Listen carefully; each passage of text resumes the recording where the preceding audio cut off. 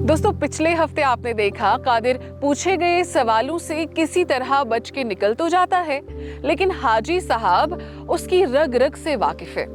उसकी दीदा दिलेरी के पीछे की असली सूरत पढ़ ही लेते हैं। ज़ेब भी कादिर से वही सवालात करती है, लेकिन कादिर उसके सामने भी एक के बाद एक नया झूठ बोलता जाता है। ज़ेब जब उसकी इस चालाकी को पकड़ लेती है तो कादिर फिर एक बार उसे हैवानों सा सलूक करता है और उसे जान से मारने की धमकी देकर अपने क्रोध और गुस्से की आंधी के साथ वहां से निकल जाता है। जाते हुए रास्ते में वो रज़ाक से टकरा जाता है। कादिर अपने बारूद भरे गुस्से को लेकर उस पर हमला करने ही वाला होता है कि इस बार रज़ाक जवाब में तवक्कुओ से ज्यादा भारी पड़ता है।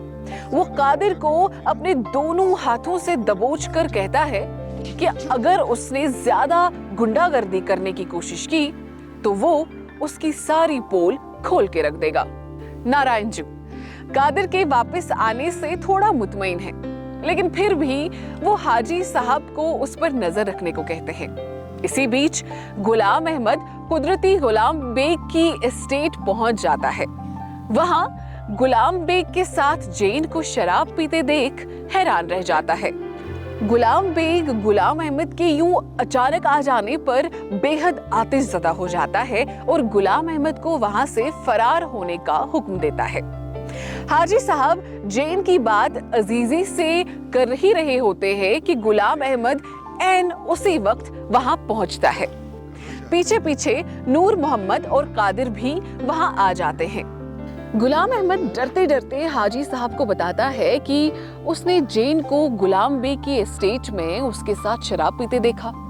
ये सुनते ही हाजी साहब बेइंतहा आतिशज़दा हो जाते हैं और कादिर पे अपना हाथ उठाने ही वाले होते हैं कि उनके दोनों बड़े बेटे उन्हें ऐसा करने से रोक देते हैं। हाजी साहब कादिर और उस लफंगे गुलाम बेग की दोस्ती से अच्छी तरह वाकिफ है और ये जानते हैं कि अगर जैन वहां है तो उसे वहां ले जाने वाला और कोई नहीं बल्कि कादिर ही है। आइए दोस्तों, इस पेचीदा माहौल में आगे क्या होता है देखते हैं। हर गुरुवार रात 9 बजे बिल्कुल देखना ना भूलें गुल गुलशन गुलफाम।